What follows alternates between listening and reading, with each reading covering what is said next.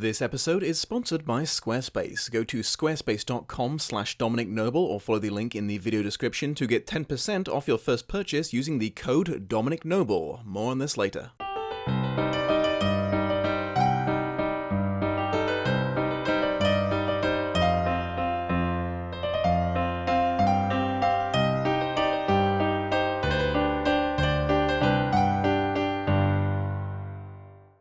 Hello my beautiful watchers, and welcome to Lost in Adaptation, the internet review show dedicated to discussing the differences between films and the books they're based on. On this fine day, we are about to discuss what the heck happened to 2002's The Queen of the Damned, the sequel to the much acclaimed Interview with the Vampire from 1994, a film that supposedly brings to screen the second and third sequel books in the Vampire Chronicles by Anne Rice. I've written this episode on the assumption that you've watched the first two videos I did on this subject, summarizing and reviewing the two books in question. It's not 100% essential, especially if you've read the books for yourselves, but I would highly recommend it if you want to understand the full context of what I'm about to discuss. Woof. The backstory behind this one is not a happy tale of mutual respect and admiration between the author and filmmakers, believe you me. After the success of Interview with the Vampire, director Neil Jordan attempted to get a sequel off the ground, but to no avail. From what I can piece together, and do take this with a grain of salt because I'm mostly going off unverified comments Rice has made over the years, but it seems like she may have spent the next 6 years nagging Warner Brothers to make another movie, even going as far as to offer to write it for them basically for free. It looks like relations between her and Warner degraded significantly with every rejected suggestion. However, the contract they were in stipulated that if production of an adaptation wasn't in the works by the year 2000,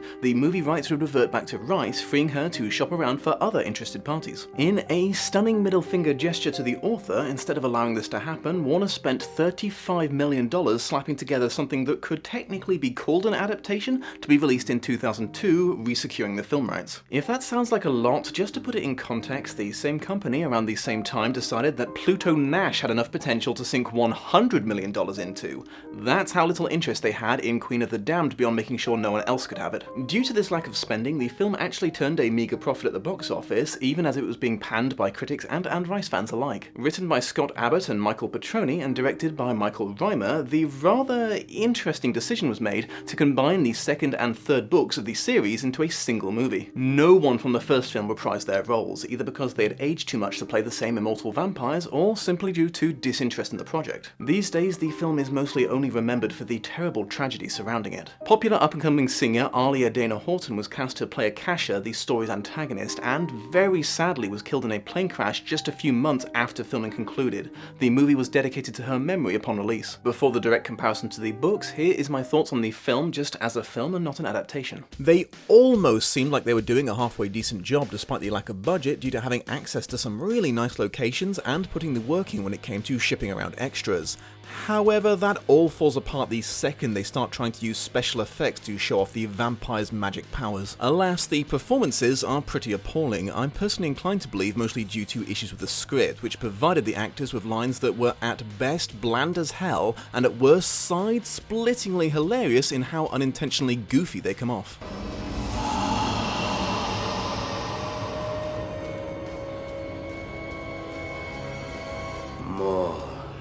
More. I promise I'm not just saying this out of respect for her untimely death, but Alia really is this film's only saving grace. Between her commitment to the role, the stunning beauty she exudes in every scene, and the legitimate, intimidating physical presence she manages to show off, I kind of wish the whole film had just been about Akasha, to be completely honest. Well, hey now, wow, that feels like intentional sabotage of a guy's IMDb page. What did you do to piss off the editor, Pip? So this is something of a spoiler for the conclusion of the episode, but for any of this to make sense, I have to get this info out front and center right now. The writers for The Queen of the Damned only drew from the parts of the book that concerned Lestat or Jesse in the 1980s. So basically the prologue and epilogue of the vampire Lestat, and I'd say at best maybe 20% of The Queen of the Damned, mostly the climax of the book. There is an extended flashback to Lestat becoming a vampire, but it's a completely new backstory written for the film, and a very short flashback to Jesse's childhood that explains basically basically nothing besides confirming that she knew Maharet when she was a wee nipper. If you'll remember, the conclusion I came to after summarising the vampire Lestat was the actual book was about Lestat's pre-interview of the vampire life story, and the 80s plot was just a framing device and I assumed the setup for the main plot of the next book. Only to discover when I read The Queen of the Damned that Rice ended up just using it as a framing device again, this time to tell the life stories of a bunch of somewhat less interesting characters and an extensive exploration of the origin of vampires. It was somewhat more involved than in the previous book, but it was definitely more of a plot driver as opposed to a plot focus. The result being very, very little of either book directly involved the Lestat and Akasha plot, and if considered in isolation, those events finished rather abruptly not long after they began. And this film is just those bits. They just adapted the framing device. Imagine, if you will, what The Princess Bride would have been like if the entire movie was just Peter Falk talking to a bedridden Fred Savage. That is this film. In fact, I honestly think it might be best if I discarded the usual order I present my show in and cover what was left out first. Knowing exactly how much, or to be more precise, how little of these books was used to fuel the plot of the film will set a lot of expectations for the rest of the episode. Let's talk adaptation. Characters who disappeared into the ether on the road twixt book and script, in no particular order. Gabrielle, Lestat's mother and vampire friend. Nicky, Lestat's first boyfriend. Magnus, Lestat's original vampire sire. The elderly archaeologist who is having the vampire dreams. Baby Jenks, the ill-fated young vampire whose death, witnessed through telepathic transference, had such a profound effect on Lestat despite him not knowing her. Azim, the very, very old vampire who started a funky religion around debauchery and fun. Santino, the vampire that completely ruined Marius' life, even if they don't acknowledge it in this book. Daniel, the tragic reporter turned vampire who was trapped under Armand's abusive and manipulative spell. Makari, the other half of the red-headed twins and the deus ex machina that swooped in at the end of the story to defeat Akasha. And worst of all, Louis. Louis, the arguably most important person to Lestat, doesn't get so much as an offhand mention in the film. Okay, the next few are in a bit of a grey area because technically Armand, Pandora, Mayal and Kaiman are in the film, but they only ever appear in the background, they're never referred to by name, and they each get one spoken line at most, so honestly I would say that they belong in the left out category as well. Just being there isn't the same thing as being a part of the story. The ghost of Claudia is left out too. I'm sorry, I probably should have mentioned that the ghost of Claudia pops up to say hi to Jessie at one point in The Queen of the Damned, but in my defense there was so much going on in that book and that event goes absolutely nowhere. Parts of the plot that were completely ignored include, but are not limited to, Lestat's childhood as a human with his crappy father and brothers, okay mother, and the opening fight to the death with a ton of wolves. His time in Paris before and after changing, including his confrontation with the satanic cult of vampires that he converted into a theatre troupe overnight through the sheer power of his charisma. Armand's extensive backstory, his travels around the Mediterranean. Marius's extensive backstory, all the events he went over regarding what he was doing behind the scenes during Interview with the Vampire, including his appeal to Armand for help that resulted in his fall from the high tower, and the several decades he spent as a crazy shriveled recluse hidden in a dilapidated old house in New Orleans before deciding to sleep it off underground for a few more decades. Marius getting trapped under the ice and sending out his psychic SOS. The in-universe versions of Interview with the Vampire and the Vampire Lestat books play no part in the film. As I mentioned, Jessie's extensive part in the book is slimmed down to literally the one scene when Maharet sends her away because she can't risk having her around all the vampires anymore. So all the parts about her finding out that she has magical powers and coming to terms with being able to see ghosts with the help of her dead mother are erased from the narrative. The origin story of vampires, a significant and arguably the most interesting part of The Queen of the Damned, is vaguely referenced, but might as well not be there at all compared to how significant it was originally. The constant debates on morality, theology, ideology, and philosophy between Lestat and every vampire he meets, a surprisingly heavy theme of the books, is almost entirely gone, save a few interactions between him and Marius. Maharet's need to keep replacing her eyes with ones that she steals from humans is absent as well, though I'm honestly not super sad about that because I have a sensitive temperament.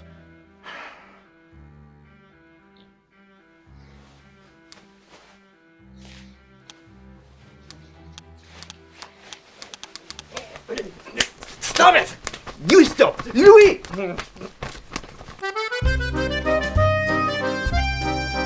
So the question now becomes, were they at least loyal to the minuscule amount of the books that they chose to port over into the film? And the answer is, surprisingly, yeah, kinda. Book-accurate plot beats include Lestat being awoken from a very long nap by the sound of enticing music. Old Lestat is hot as hell, which is a must, but he's missing his signature blonde hair, blue eyes, and outlandish fashion sense, but we'll swing back to that. Deciding to take over the band that woke him, not attempting to hide the fact that he's a vampire anymore, and quickly making them world famous. Planning a big old concert for his first huge public appearance. Jessie having vague memories of having been a part of a family that involved some probably vampires, and growing up to be a part of the Masker, where she pursues an in-depth investigation into vampires despite warnings against it from her uppers, including David Talbot. The revelation that, at some point in his past, Lestat had come across the petrified forms of Akasha and Enkel and played the violin for them, waking Akasha just enough for her to share her blood with him. Lestat, flying high on his newfound liberation from secrecy, challenging any vampires who take issue with his publicity to do their worst. His music serving as a magical alarm clock for Akasha, whose first move is to kill Enkel and start combusting random vampires. A brief meeting between David Talbot and Marius at the concert as they both come to try to find their respective wards. The pissed-off vampire community taking Lestat up on his offer to do their worst, but being incinerated by Akasha, who Supermans Lestat away. Lestat being totes into her at first until she goes just a little bit over the top with the mass slaughter, waking him up to the fact that being sexy as fuck and being a power-hungry genocidal monster are not mutually exclusive. Maharet summoning all the important vampires to the Great Family's stronghold and impressing them with the sheer amount of her descendants so much they all agree that they have to stop Akasha for humanity's sake. Akasha gate-crashing their party and being surprisingly disappointed that they're not on Team Worship Akasha and kill all humans. Her royal ass getting killed, Jessie being a vampire by the end of the story, and Lestat popping in to say hello to David Talbot. The accuracy of the vampire that became the new Queen of the Damned turning to stone after absorbing her power is somewhat in question. The book clearly seems to suggest that she becomes a statue, but apparently in later novels Makari is seen kicking about in a very not stone-like way, so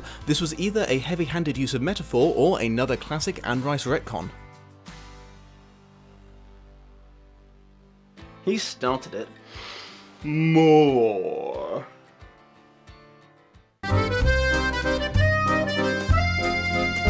Again, working within the confines of what parts of the book they didn't tear out and run through a shredder, one of the foremost changes for me was Lestat's willingness to murder and feed on the innocent. Apparently, regularly encouraging his fans to visit him at his reclusive home so he can devour them, then later he kills a random woman just to prove a point to Jessie about how hard it is to be a blood drinker. Regardless of whether or not it was an easy retcon to accept, finding out that, actually, Lestat was way more morally conscientious in his killings than the constantly self-flagellating Louis was a significant revelation regarding his character. There's one big change that explains a good deal of smaller ones dotted around the film, that being that they adjusted the time of Lestat's awakening to the contemporary early 2000s of the film's release, instead of keeping it in the mid-80s. What sort of knock-on changes did this result in? Well, you have to consider just how much rock music changed between the 80s and 2000s.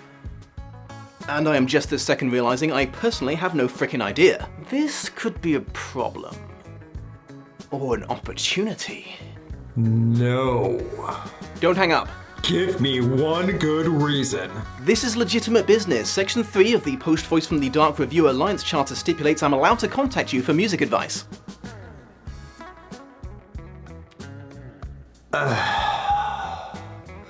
Go.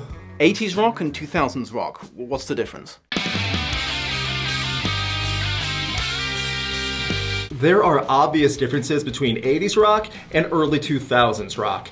80s rock was all about three things: sex, drugs, and rock and roll, and they all were really big on power ballads. These are the bands like Def Leppard, Motley Crue, Van Halen, huge on that look too. Early 2000s rock was wildly different. That was when nu metal really started breaking through. Those are the bands like Korn, Evanescence, Papa Roach, who were really big in the early 2000s, all trying to sell you anger, angst, depression, sadness. And if you're looking for more big indicators of how to compare the two, 80s rock looked like Poison. They all looked like they were on a hygiene strike. Early 2000s rock looked like the band Disturbed. They all looked like they were trying to upset their parents. I don't know of any better way to describe the look of these two generations. Interesting. Thanks, buddy. Okay, Dom, and before you go, I have a question for you. Anything for you, my friend? Yeah, I've had to change my Discord and Skype contacts 4 times now to prevent you from contacting me. How do you keep finding me? And would you look at that, we're out of cameo time. Bye, buddy! So yeah, because of this radical difference between the two forms of music that were filling the same niche in the two time periods, this update meant that they had to change so many other things so that it would still make sense to the average music lover. Lestat's lyrics, his fashion sense, the type of audience that was attracted to him, his style of music videos, the way he behaved in public, out with the rock and in with the hair metal with all its black fishnet. To the film's credit, they did at least try to do the best that they could with the music that they were stuck with, hiring Jonathan Davis of Korn fame to write and perform Lestat's songs. Alas, I do not exaggerate when I say that the few characters that did make it into the film are still beyond recognition from their book counterparts. Starting with the beautiful main man himself, what set Lestat apart from other vampires in many other stories around the time, and made him the fan favourite of all of Rice's creations, is the fact that he actually had a personality that went far beyond, "Look, I'm a vampire." He was an interesting person before he was turned, and becoming a vampire just gave his natural rambunctious personality more of a chance to shine. He was the cheerful, lovable rogue with the depth of character hidden underneath, along with a surprising moral code. He didn't spend all his time brooding and looking sexy dressed all in black. He was an interesting character whose main draw was he was so at odds with the usual dark, mournful nature of his race. All of this makes it damn near heartbreaking that Lestat of the film is a brooding, black-wearing sexy boy whose entire personality can be summarized with, "Look, I'm a vampire." Moving on to the supporting cast, almost all of the contributions to the plot that were made by the erased vampires were absorbed into the character of Marius, which had the end result of changing Marius beyond recognition. If you'll remember, one of the most fascinating things about this character is how ridiculously chill he was about everything due to his advanced human maturity and thousands of years of learning patience. Don't expect any of that from this film. He is now the vampire who turned Lestat, argues different views on proper vampire behavior, and emotionally damages him through manipulation. He's also now the one who tries to talk Lestat out of performing live and goes with him to try to defend him from the angry modern vampires. So he's basically Marius, Magnus, Gabriel, Armand, and Louis, and he's somehow kind of Lestat as well. What I mean by that is they rewrote Lestat's backstory to involve Marius giving him vampire lessons and trying to force him to overcome his now irrelevant human morals regarding killing through blazing acts of remorseless sadism, which was exactly the role Lestat played for Louis in Interview with the Vampire. With two books that it was supposed to be drawing from left almost entirely neglected, this film decided to change yet further to accommodate ripping off its preceding, more popular movie. This film's desperate desire to be Interview with the Vampire is as obvious as it is pathetic, directly quoting lines from that film instead of their source material on several occasions, and including new scenes that mirror the all-round better movie. The changed backstory might explain Lestat's dullness just a little bit. The fact that he was turned then utterly abandoned by his creator, forcing him to figure out his own way of being a vampire, is part of what made him capable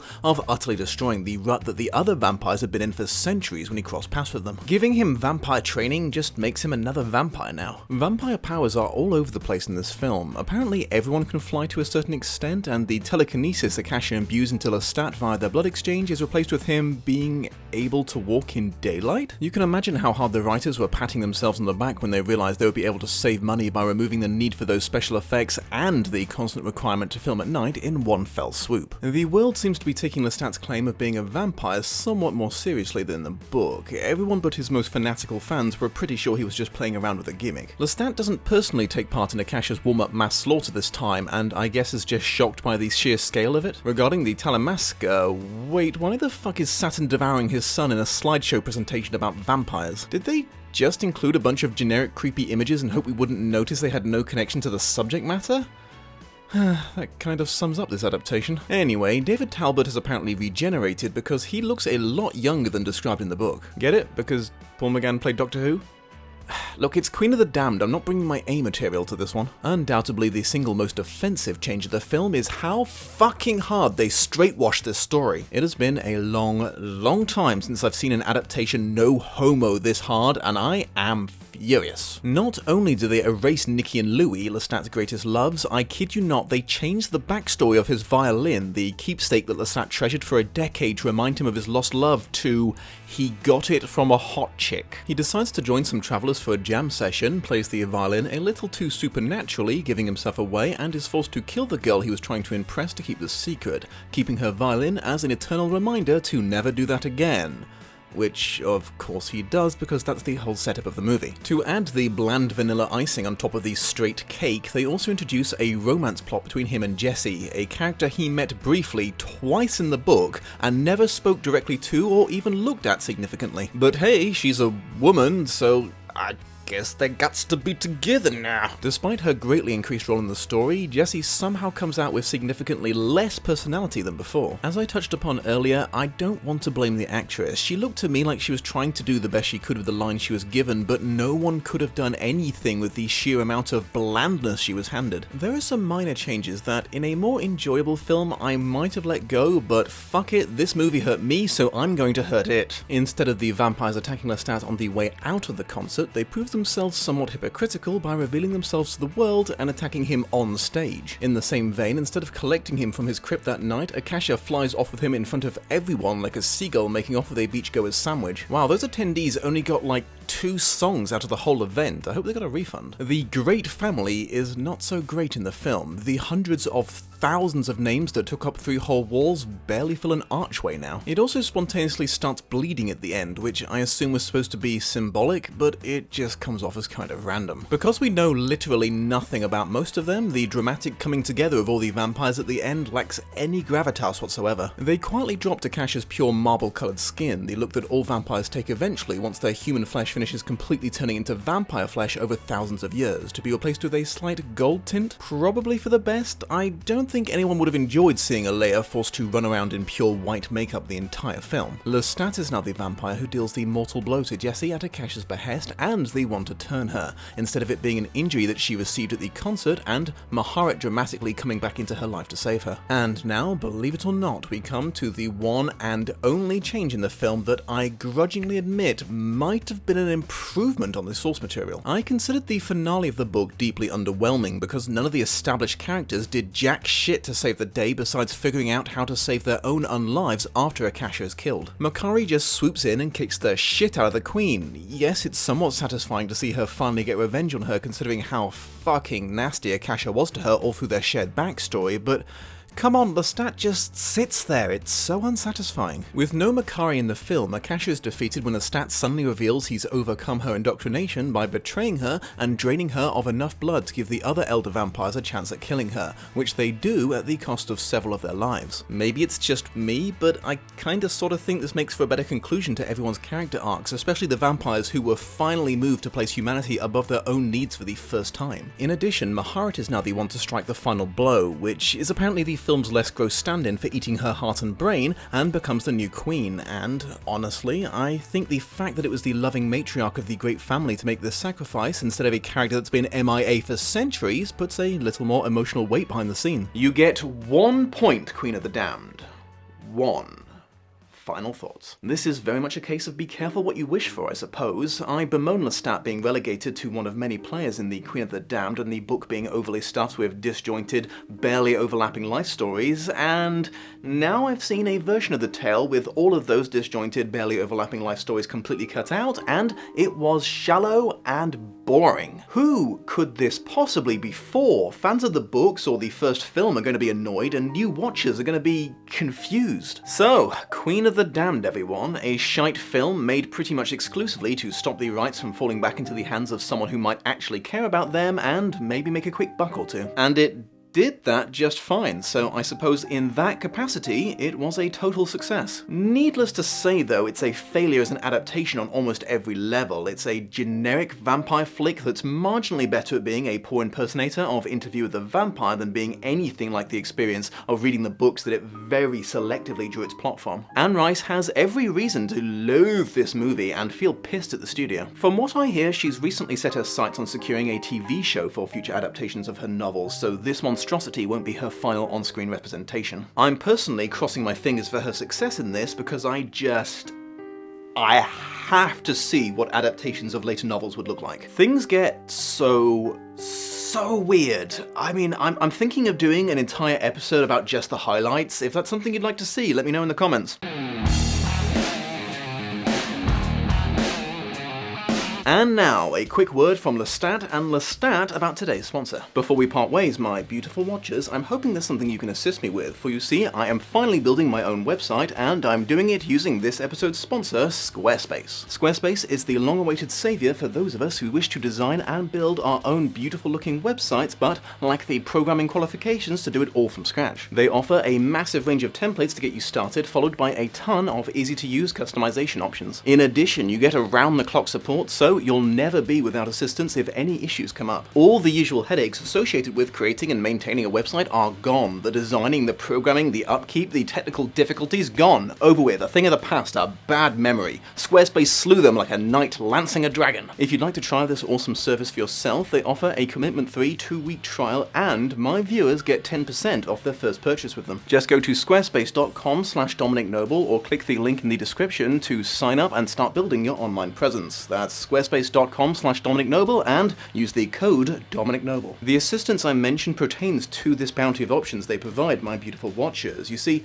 I don't just want you guys to have access to this stuff, I want you to use it to help me make up my darn mind. Squarespace provides so many different badass features, I have the opportunity to make something really unique and genuinely useful for all of us, so what would you like to see from the Dominic Noble website? Are you interested in an FAQ page, a form feature where you can suggest videos, a convention appearance schedule, behind-the-scenes blogs, and entire page dedicated to cat photos, literally all of the above? Throw some suggestions at me in the comments. If you're already familiar with Squarespace, or you want to follow my link and just have a look around so you can maybe find something that hasn't occurred to me yet, that would be super helpful too. So yeah, squarespace.com/Dominic Noble with the code Dominic Noble to make your own, or just give me some advice in the comments if you have any. Much appreciated. Thank you for joining me, my beautiful watchers. As I've said before, the danger that Akasha posed to her fellow vampires is nothing compared to the danger that the YouTube algorithm poses to channels like mine, and the only protection we can get is a lot of audience engagement. So, if you enjoyed the episode, please don't hold back on those comments or the urge to sink your fangs into that like button. Please take care of yourselves out there, and I will see you soon. Much love and appreciation to my patrons of honor, Shelby Holtz and Sam Cucinotta.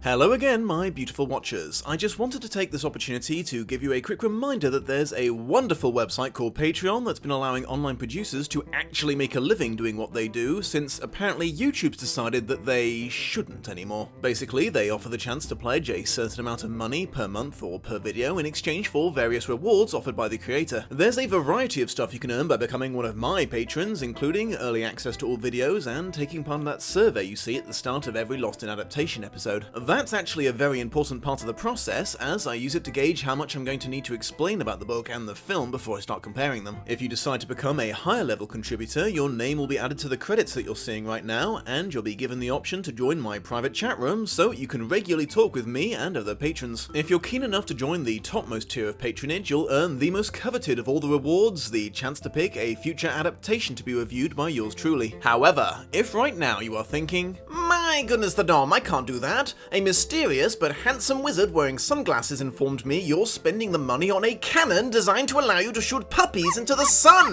and I have no reason to assume whoever that was making it up for his own amusement. Fear not, it would still be a huge help to me if you were to give that like button the old clickaroo, share this episode on social media with perhaps a little recommendation to your friends to check it out, and subscribe if you've not already. It really helps my channel grow and reach new beautiful watchers. I hope you have a most pleasant day, and I will see you in the next episode. To discussing the differences between films and the books they're based on. Hello, Sateri. He turned a meager profit at the box office. Hey!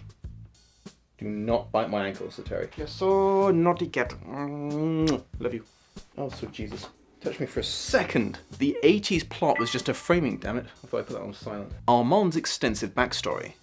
Armand's expensive? It costs a lot to have a backstory like that, you know?